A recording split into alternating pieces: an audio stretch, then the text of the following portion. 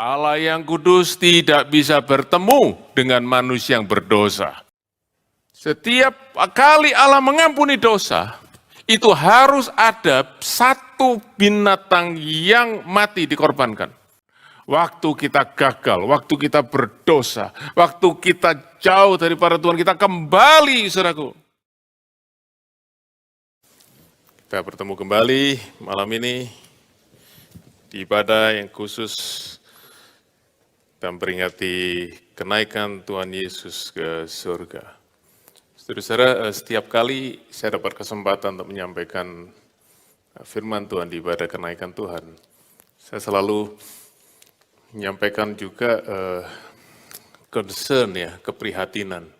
Ya, khususnya di Australia ini, saudara-saudara, karena sedikit sekali gereja yang merayakan hari kenaikan Tuhan. Ini menjadi suatu yang bukan lagi suatu yang dianggap suatu yang penting, padahal ini suatu yang sangat-sangat penting, saudara-saudara, yang saya semakin tahu bahwa kita perlu belajar sungguh-sungguh tentang apa arti daripada Tuhan Yesus naik ke surga. Dan juga malam ini yang saya ingin bagikan kepada saudara semua, supaya kita tahu, saudaraku, apa yang Tuhan Yesus lakukan, pelayanan apa yang Tuhan Yesus lakukan setelah dia naik ke surga.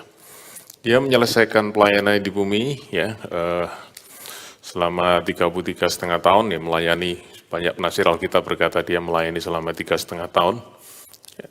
Dan setelah itu dia naik ke surga, dan saudara, dia tidak berhenti melayani, dia masih melayani sampai hari ini. Pelayanan Tuhan Yesus masih terus berlangsung sampai hari ini, sampai nanti dia datang kembali. Mari kita baca di dalam surat Ibrani, pasal yang keempat, ayat yang ke-14 sampai dengan yang ke-16. Ibrani, pasal yang keempat, ayat 14 sampai dengan 16. Oke, sekarang sudah ada ayat di Alkitab saudara, kita baca sama-sama. Okay, it's very generous to have the scripture displayed here. Okay, saudara yang ada Alkitab, saudara lihat di Alkitab saudara masing-masing. Okay. Mari kita baca sama-sama. Karena kita sekarang mempunyai imam besar agung yang telah melintasi semua langit, yaitu Yesus, Anak Allah. Baiklah kita teguh berpegang pada pengakuan iman kita. Sebab imam besar yang kita punya bukanlah imam besar tidak dapat turut merasakan kelemahan-kelemahan kita. Sebaliknya sama dengan kita, ia telah dicobai hanya tidak berbuat dosa. Sebab itu, marilah kita dengan penuh keberanian menghampiri tahta kasih karunia, supaya kita menerima rahmat dan menemukan kasih karunia untuk mendapat pertolongan kita pada waktunya. Saudara-saudara, dalam ayat 14, 15, 16 ini ada dua kebenaran dan ada dua seruan, dua ajakan untuk kita semua orang percaya. Oke? Ayat 14, saudaraku, yang pertama, itu ada pair, ada pasangan ya, ada kebenaran, kemudian ada ajakan.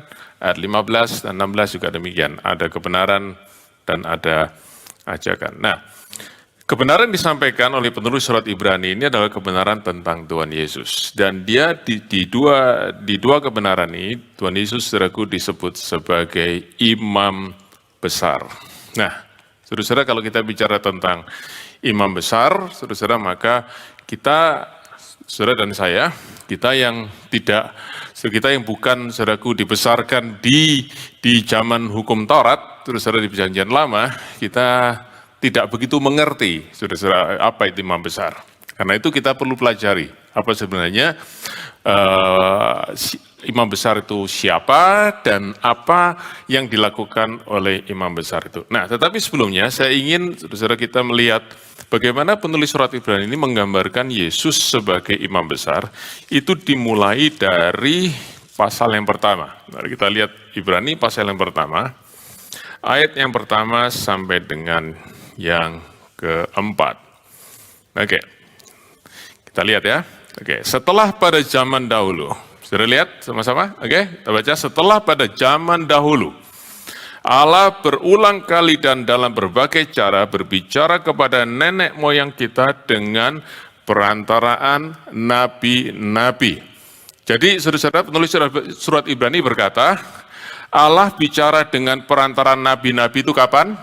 Zaman dahulu. Pada zaman nenek moyang daripada orang-orang yang kepada siapa penulis surat Ibrani mengirimkan suratnya, yaitu kepada orang-orang Israel pada zaman Musa, pada zaman hukum Taurat. Jadi dan pada zaman perjanjian lama. Jadi saudaraku, Allah menyampaikan firman lewat nabi-nabi itu zaman dahulu. Sudah lewat. Oke? Nah, itu yang ditulis saudaraku oleh penulis surat Ibrani ini. Kemudian lihat, setelah zaman dahulu Allah berbicara lewat nabi-nabi, ayat 2, maka pada zaman akhir ini Ia telah berbicara kepada kita dengan perantaraan bukan nabi-nabi, tapi siapa? Anaknya. Anaknya itu siapa? Tuhan Yesus. Yang Ia telah tetapkan sebagai yang berhak menerima segala yang ada. Oleh Dia Allah telah menjadikan alam semesta. Ia, Yesus, adalah cahaya kemuliaan Allah dan gambar wujud Allah, dan menopang segala yang ada dengan firman-Nya yang penuh kekuasaan. Perhatikan kalimat berikutnya. Saudara lihat kalimat berikutnya. Dan setelah Ia, Yesus, selesai mengadakan penyucian dosa. Apa yang dimaksud dengan selesai mengadakan penyucian dosa? Ini bicara tentang kematian dan kebangkitannya. Oke, yang kita rayakan saudaraku hari Jumat Agung dan hari Paskah. Jadi setelah selesai Tuhan Yesus melakukan misi pelayanan penebusan. Karya penebusan yang mendatangkan keselamatan. Ia duduk di sebelah kanan yang maha besar di tempat yang tinggi. Ini bicara bagaimana Tuhan Yesus dimuliakan. Setelah dia selesai, saudaraku, tugas pelayanannya, dan itu yang dikatakan oleh Rasul Paulus, ya, dikatakan ia mengambil rupa seorang hamba, bahkan seorang manusia, dia taat dan taat sampai mati, ya, dan makan mati di atas kayu salib, maka Allah sangat meninggikan dia, ya, ditaruh di tempat yang paling tinggi, yaitu yang digambarkan, saudaraku, duduk di sebelah kanan yang maha besar, yaitu Allah sendiri. Ya, saudara, kalau kita bicara tentang sebelah kanan, itu bukan bicara soal tempat space, oke?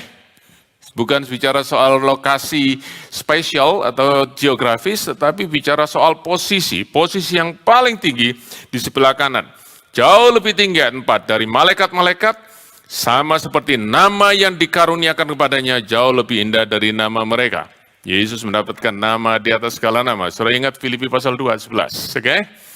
Ya, supaya di dalam nama Yesus bertekuk lutut semua yang di langit, di bumi dan di bawah bumi, dan segala lidah mengaku Yesus Kristus adalah Tuhan bagi kemuliaan Allah Bapa. Nah, jadi saudaraku, bagaimana Tuhan Yesus itu naik ke surga, dia dimuliakan setelah dia menyelesaikan tugasnya di bumi. Nah, perhatikan saudaraku, di ayat yang ke-3 tadi dikatakan ia duduk di sebelah kanan Allah. Oke, nah, duduk di sebelah kanan Allah itu apa artinya? Mari kita buka sekarang Ibrani pasal yang 8 ayat yang pertama. Ibrani pasal 8 ayat yang pertama. Demikian firman Tuhan, inti segala yang kita bicarakan itu ialah kita mempunyai imam besar yang demikian, yang duduk di sebelah kanan tahta yang maha besar di surga. Jadi Tuhan Yesus duduk di sebelah kanan Allah Bapa, dia menjadi imam besar. Oke, saudara mungkin masih bertanya, oke, so what? High priest, imam besar. Apa itu? Oke, mari kita lihat sekarang, apa fungsi daripada imam besar itu? Apa pekerjaan daripada imam besar itu? Kita buka Ibrani pasal yang ke-5, ayat yang pertama. Nah, saudara, kalau saudara baca Ibrani pasal yang ke-5, saudara baca dengan teliti, saudara mengerti, saudara akan mengerti Ibrani pasal 4 ayat 14 sampai 16. Yang malam ini kita akan renungkan sama-sama. Oke, kita lihat Ibrani pasal 5 ayat yang pertama.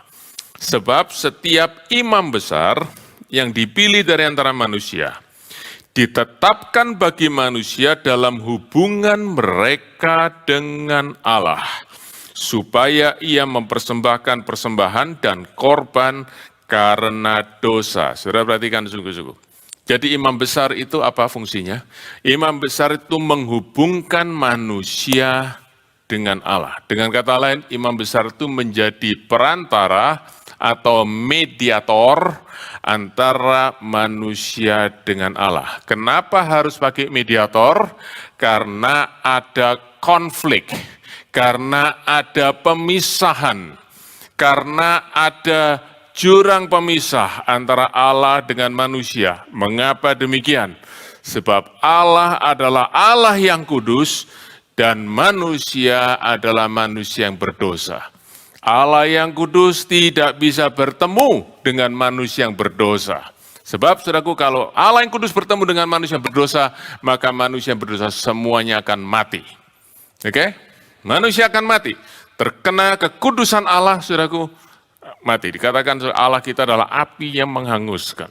Oke? Nah, jadi karena manusia tidak bisa bertemu dengan Allah, maka harus harus ada yang menjembatani, harus ada jadi mediator. Dan mediator itu adalah imam besar. Jadi saudara sekarang mulai mengerti mengapa saudaraku perlu ada imam besar, sebab imam besar itulah yang menghubungkan manusia dengan Allah. Jadi saudaraku, imam besar bicara tentang apa? Nomor satu, bicara tentang kekudusan Allah dan manusia yang berdosa. Oke? Nah, tapi bukan hanya itu.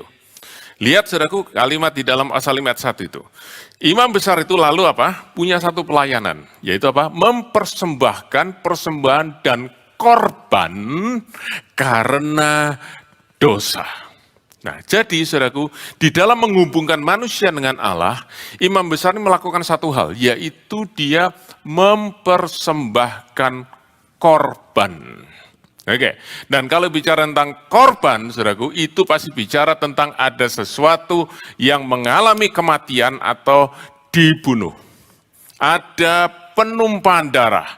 Dan kalau saudara membaca di dalam kitab Imamat, saudara bisa mendapati di situ bahwa atau imam besar itu membawa korban ke hadapan Allah, maka yang dia bawa adalah darah dari binatang yang disembelih. Nah, mengapa saudaraku imam besar itu harus membawa darah? Why blood? Oke, sebab ingat saudaraku, ingat itu adalah persembahan yang dibawa karena dosa. Mengapa saudaraku persembahan karena dosa itu harus berupa korban atau darah?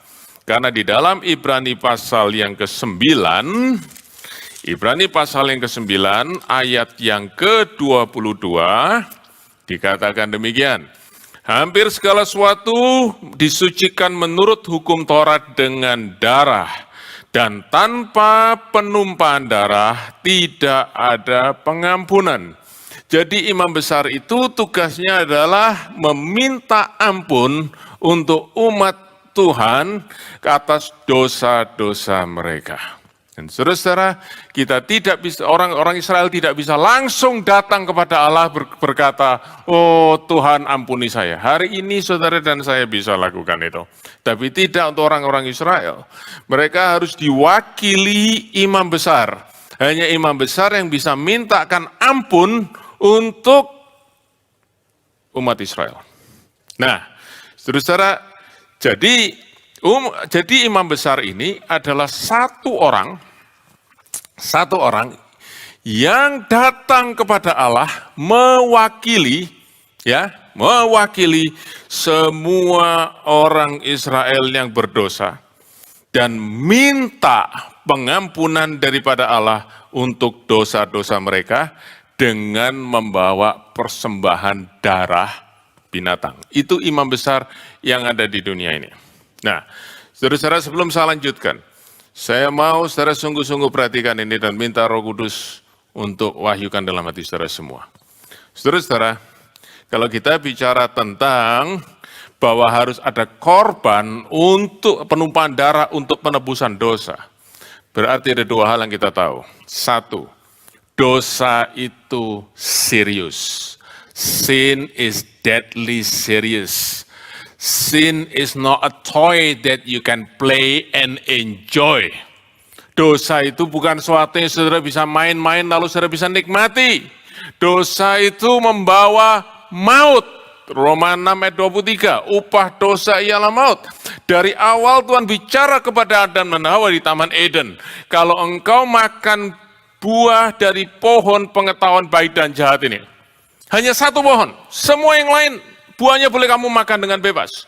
Tapi satu pohon ini kamu makan, kamu akan mati. Bukan lalu kamu akan diare, bukan lalu kamu akan sakit, kamu akan mati. Sebab apa? Bukan soal buahnya, tapi kamu melanggar perintah Allah, kamu memberontak kepada Allah. Upah dosa ialah maut. Saudara-saudara,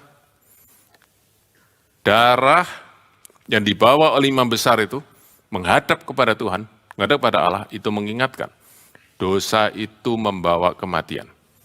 Yang kedua, bahwa imam besar datang kepada Allah dan minta pengampunan dengan membawa darah menunjukkan apa? Pengampunan dosa itu tidak gratis. Pengampunan dosa tidak berkata, it's okay, no worries, no. Waktu Allah mengampuni dosa manusia, dia tidak berkata, ya sudah, it's okay, don't worry. No. Kita harus tahu, saudara. Setiap kali Allah mengampuni dosa, itu harus ada satu binatang yang mati dikorbankan. Harus ada darah yang tercurah. Okay? Every forgiveness requires sacrifice. Pengampunan itu tidak gratis. Supaya saudara dan saya tahu, supaya kita benar-benar serius dengan dosa. Kita tidak main-main. Kita tidak anggap enteng. Kita tidak berkata, it's okay, don't worry. No, you should worry. Jadi saudara-saudara, itu tugas daripada, itu pelayanan daripada imam besar. Nah, kalau saudara mengerti ini sekarang kita melihat, tadi dikatakan Tuhan Yesus itu adalah imam besar kita. Jadi apa yang Tuhan Yesus lakukan? Sama. Dia juga datang kepada Allah, mewakili manusia, untuk minta ampun kepada Allah atas dosa-dosa manusia. Sama. Dan dia juga harus membawa darah. Tetapi bedanya adalah, waktu Tuhan Yesus menghadap kepada Allah, dia tidak sebagai imam besar, dia tidak membawa darah binatang, tapi dia membawa darahnya sendiri. Yang dia persembahkan waktu dia mati, di atas kayu salib. Mari kita lihat, saudaraku. Di dalam Ibrani, pasal yang ke-8. Oke? Ibrani pasal yang ke-8. Ya, ayat yang ketiga. Ibrani pasal 8 ayat ketiga. Sebab setiap imam besar ditetapkan untuk mempersembahkan korban dan persembahan, dan karena itu Yesus perlu mempunyai sesuatu untuk dipersembahkan. Sekiranya ia di bumi ini, ia sama sekali tidak akan menjadi imam, karena di sini telah ada orang yang mempersembahkan persembahan menurut hukum Taurat. Jadi, saudaraku, Tuhan Yesus tidak mempersembahkan, saudaraku, seperti imam-imam yang lain, saudaraku, yaitu dia mempersembahkan darah binatang, tapi dia mempersembahkan darahnya sendiri. Kita lihat sekarang pasal 9, oke? Pasal 9, ayat yang ke-12, pasal 9 ayat 12. Dikatakan demikian, dan ia, Yesus, ia huruf besar, telah masuk satu kali untuk selama-lamanya ke dalam tempat yang kudus, bukan dengan membawa darah domba jantan atau darah anak lembu, tetapi dengan apa? Membawa darahnya sendiri. Sama persis tugasnya dengan imam besar, tapi bedanya adalah dia membawa darahnya sendiri. Dia sendiri yang menjadi korban penebus dosa. Kalau imam besar, saudaraku, mesti cari binatang, lembu atau domba, disembelih, darahnya ditampung, saudaraku, di cawan, kemudian cawan itu dibawa masuk, menghadap Allah, dan di situ imam besar itu berkata, aku minta ampun untuk umatmu, dan ini harga pengampunan itu. Tuhan Yesus juga lakukan yang sama. Dia menghadap Allah, dia berkata, Bapa, umatmu telah berdosa dan aku minta ampun untuk mereka, dan ini darahku sendiri. Nah, karena itu, saudara-saudara, di dalam pasal 10 kita lihat sekarang Ibrani pasal yang ke-10, oke?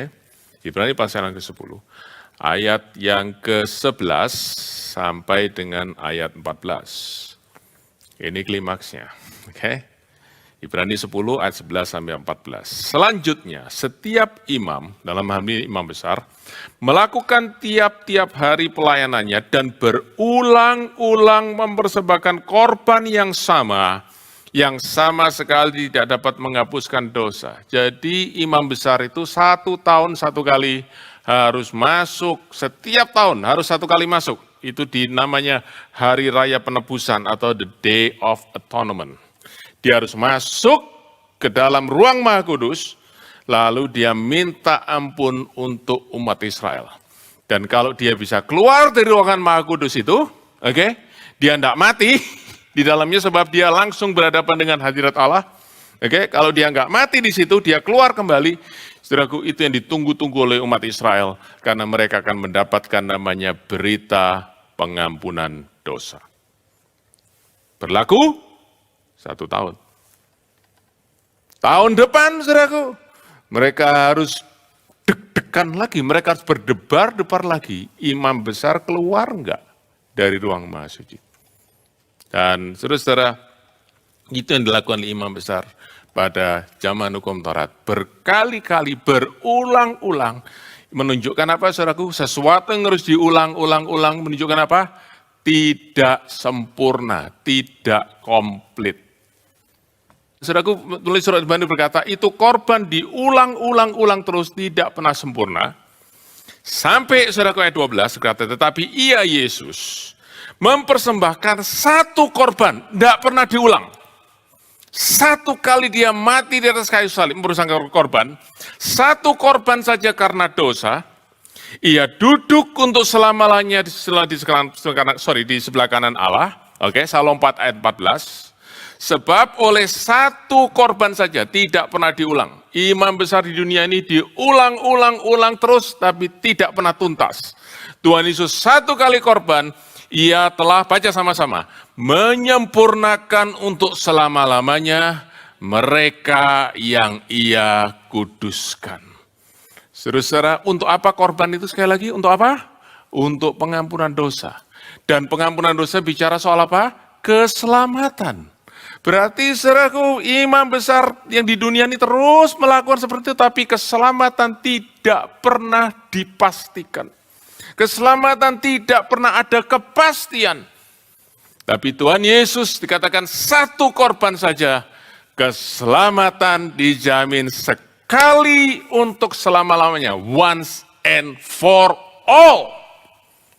Itu saudaraku keselamatan daripada korban Tuhan Yesus. Sebab apa? Korban Tuhan Yesus adalah korban yang sempurna. Yang oleh Petrus disebut korban daripada anak domba Allah yang tidak bercacat.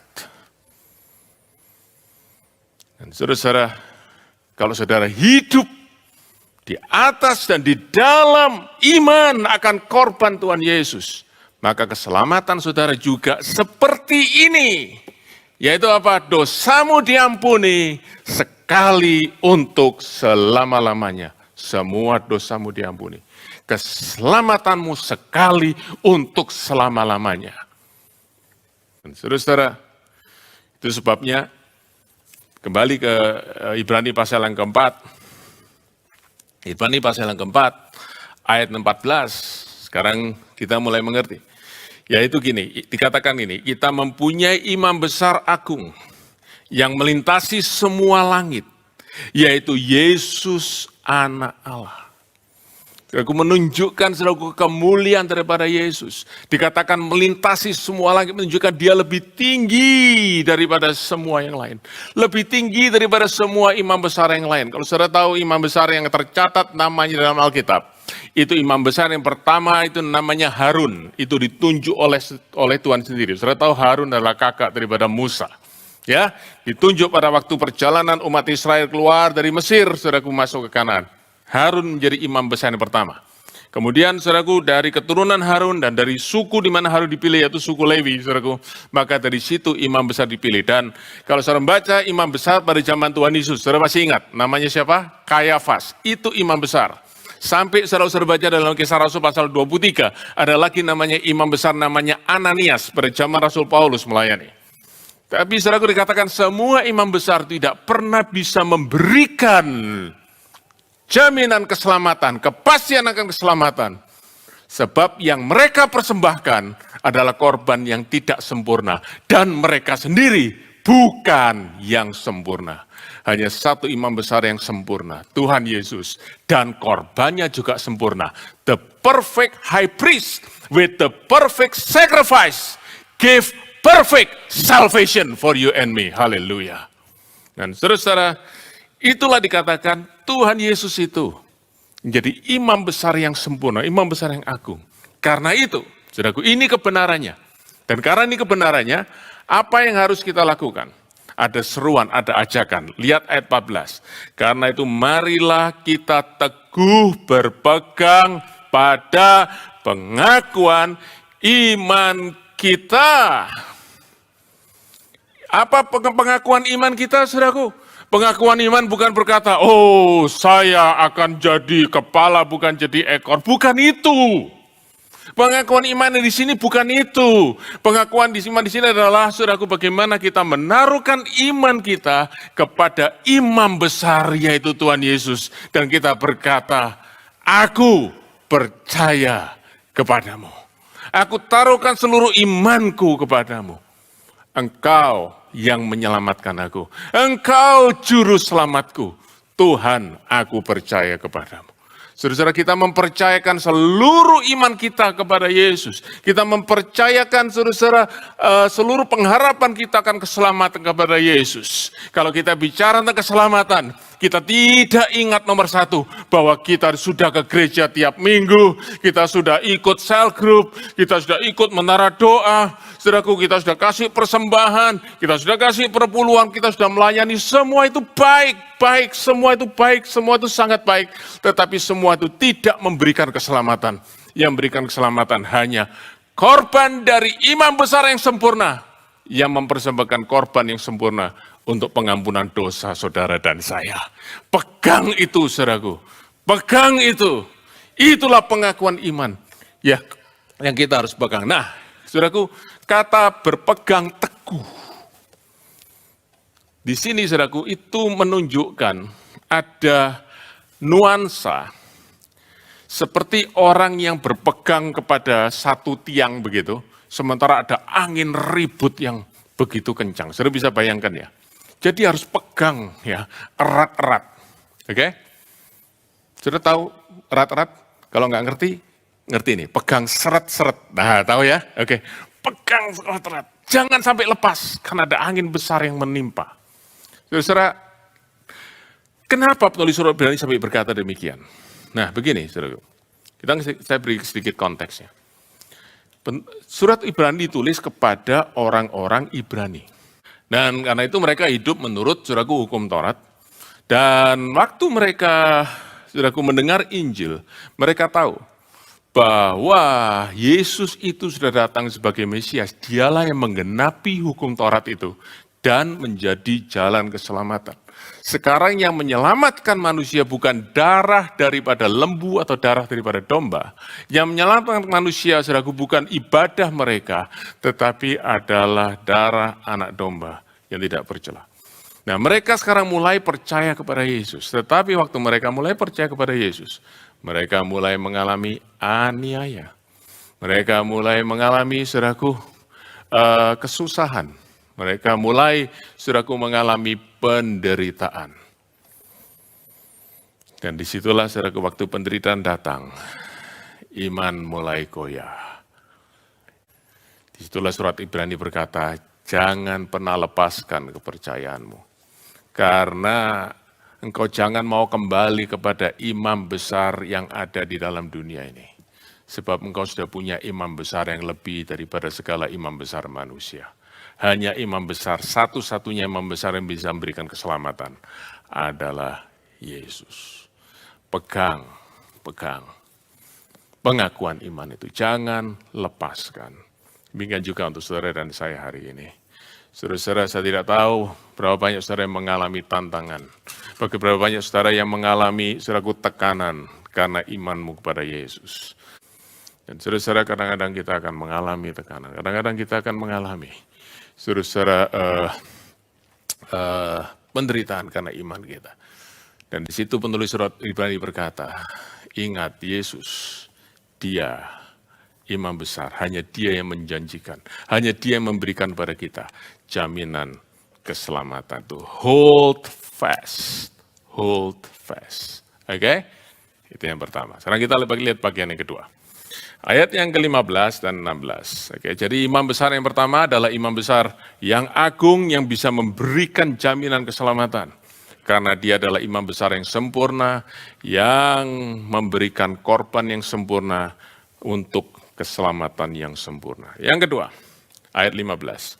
Sebab imam besar yang kita punya, Tuhan Yesus, bukanlah imam besar yang tidak dapat turut merasakan kelemahan-kelemahan kita.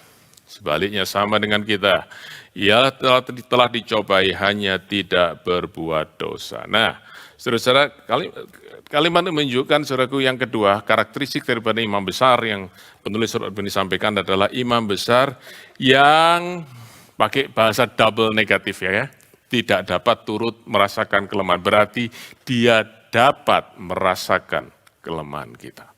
Oke, bahasa Inggrisnya pakai kata sympathize. Nah, kata sympathize atau sympathy ini, saudaraku, mengandung arti co-suffer. Co-suffer, saudara ya, co itu adalah bersama-sama. Jadi menderita bersama-sama, artinya dia bisa sungguh-sungguh merasakan penderitaan umatnya, penderitaan saudara dan saya. Dan saudara, kalau kita bicara soal penderitaan, kita tahu kisah yang menunjukkan jelas, saudaraku, yaitu di Kisah Rasul pasal 9, waktu Rasul Paulus, saudara, jalan dari Yerusalem ke Damaskus, saudara, untuk menganiaya umat Tuhan, menganiaya umat Kristen, saudara, di tengah jalan, saudara, ada sinar terang dan dia terjatuh dari kudanya. Saulus, Saulus, mengapa engkau menganiaya aku? Kemudian Saulus tanya, siapa engkau? Akulah Yesus yang engkau aniaya. Saudaraku, Tuhan Yesus sudah ada di surga. Tadi katakan dia duduk di sebelah kanan Allah. Dia sudah nggak ada lagi di bumi. Dia sudah ada di surga. Tetapi saudaraku, waktu umatnya menderita di bumi, dia ikut merasakan. Dia benar-benar ikut merasakan. Dia menjadi teman sependeritaan. Dan itulah saudaraku, Tuhan kita. Dan saudara-saudara, bagaimana Tuhan Yesus bisa merasakan penderitaan saudara dan saya? Adalah karena dia pernah menjadi manusia dan dia merasakan sendiri penderitaan sebagai manusia. Dia tahu penderitaan manusia bukan karena dia itu adalah Allah yang maha tahu, tapi karena dia mengalami sendiri penderitaan itu. Karena itu saudara-saudara, waktu dia berkata, I understand your suffering, dia benar-benar berkata, I know your suffering. Dia tahu penderitaan saudara dan saya karena dia pernah mengalami penderitaan itu. Dan kalau saudara-saudara kita ingat itu, maka kita tahu, di dalam penderitaan kita tidak pernah sendiri. Ada Tuhan, imam besar, yang mengerti, mengenal penderitaan kita. Tetapi, saya ingin kita mengerti sungguh-sungguh di dalam ayat yang ke-15 ini. Penderitaan, saudaraku, kelemahan apa dikatakan imam besar turut merasakan kelemahan kita. Kelemahan apa yang dimaksudkan? Kelemahan di sini, saudaraku, bukan hanya mengacu kepada kelemahan secara fisik, kelemahan karena kita ada problem, merasa kita tidak berdaya, dan lain sebagainya karena kita sakit. Tapi kalau saudara membaca, saudaraku, konteks daripada ayat 15 ini, saudara bisa lihat bahwa kelemahan-kelemahan kita itu, saudaraku, adalah kelemahan yang hubungannya dengan dosa, berarti kan ya, kalimat terakhir ada dosa, yang datang lewat pencobaan-pencobaan yang ada, yang kita alami di dunia ini. Jadi kelemahan dimaksud saudaraku di sini, kelemahan yang khusus saudaraku diperhatikan oleh Tuhan Yesus sebagai imam besar. Adalah kelemahan kita karena kita sering kali dan banyak kali jatuh di dalam dosa waktu kita mengalami pencobaan. Dan itu lebih saudaraku daripada kelemahan fisik, kelemahan masalah-masalah karena problem dan penderitaan kita. Sebab dosa itu sekali lagi yang paling serius, yang efeknya saudaraku adalah efek yang kekal. Dan saudara-saudara, itu sebabnya Tuhan Yesus, dia berkata, aku tahu kelemahanmu. Saya tidak tahu berapa banyak saudara yang sadar dan saudara merasakan kelemahan ini dan saudaraku menderita ya karena kelemahan ini. Tetapi disitulah saudaraku kita membutuhkan imam besar yang mengerti kelemahan kita waktu kita sering kali jatuh dalam pencobaan, kita jatuh dalam dosa, kita gagal hidup sebagaimana yang Allah kehendaki.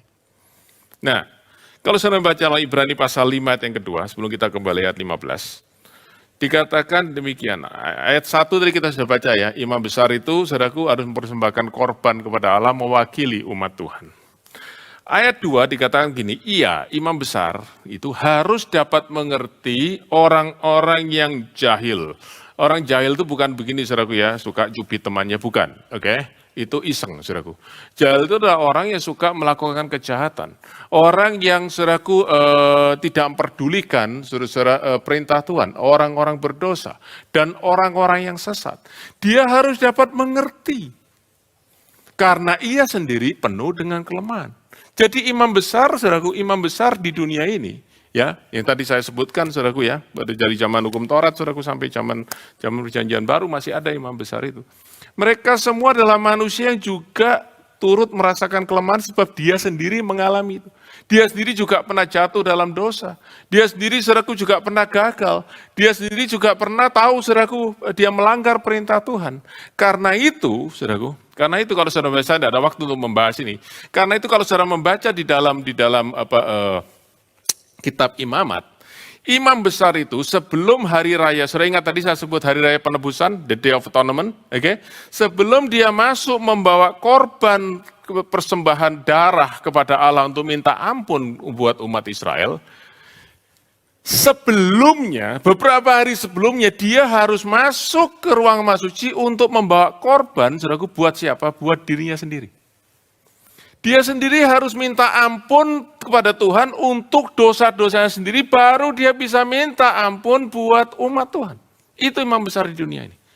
Tuhan Yesus tidak pernah minta ampun buat dirinya sendiri, karena dia tidak berbuat dosa, anak domba yang tidak bercela. Dia masuk ke tempat kudus Allah. Kayak mata penakel yang di surga, saudaraku. Lain kali kita akan bahas itu. Dan di situ dia minta ampun buat saudara dan saya. Dan Allah mengampuni dosa kita. Seluruh dosa kita diampuni. Sekali. Untuk selamanya. Tidak perlu diulang lagi. Korban tidak perlu dibuat lagi. Korban Tuhan Yesus 1 kali 2000 tahun yang lalu. Menebus dosa saudara dan saya. Selama-lamanya. Nah, tapi kembali kepada imam besar ini, dia harus bisa mengerti di satu sisi, saudaraku, dia harus, saudaraku, menjaga kekudusan Allah, menjaga kekudusan, saudaraku, perintah Allah. Tapi di sisi lain dia harus mengerti umat Tuhan yang seringkali gagal, seringkali jatuh, seringkali berdosa.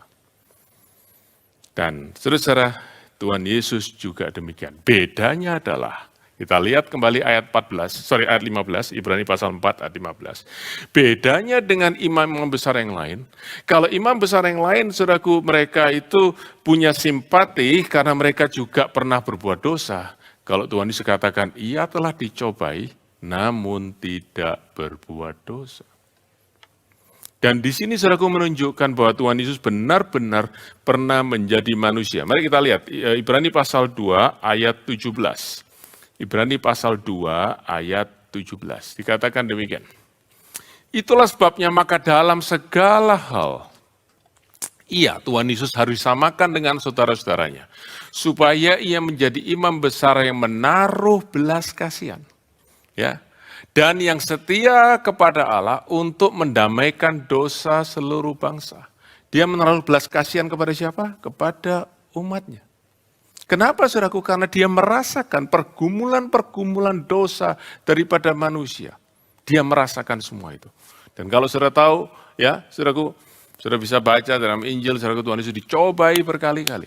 Mulai dari yang pertama, saudaraku, waktu dia baru mulai pelayanan, iblis mencobai dia. Urusan perut, oke ya, saudaraku, ubah batu ini jadi roti. Saudaraku, urusan apa lagi? Urusan harga diri, suruh lompat daripada bait Allah, saudaraku, ya, untuk menunjukkan kehebatannya. Dia tolak. Dan urusan apa lagi, saudaraku? Urusan kemewahan, urusan kekayaan. Iblis berkata, semua ini kuberikan kepadamu, kalau engkau sujud menyembahku, dia tolak semua. Saudaraku, itu adalah pencobaan yang esensi daripada setiap pencobaan yang saudara alami dalam dunia ini. Tapi bukan hanya itu. Saudaraku, pencobaan Tuhan Yesus terus berlangsung sampai saat terakhir. Waktu dia mati di atas kayu salib, dia taat sampai mati. Dia menang atas setiap pencobaan. Dan saudara-saudara, karena itu dia mengalami semua itu. Dan dia bisa bersimpati kepada saudara saya. Karena itu saudara, kalau saudara hari ini merasa gagal, kalau saudara ini merasa saudara berdosa, saya beritahu, jangan sembunyikan dirimu, tapi lari kepada Tuhan Yesus. Lari kepada dia. Dan nangis di bawah kakinya berkata, Lord Jesus, I have failed. Aku sudah gagal, Tuhan.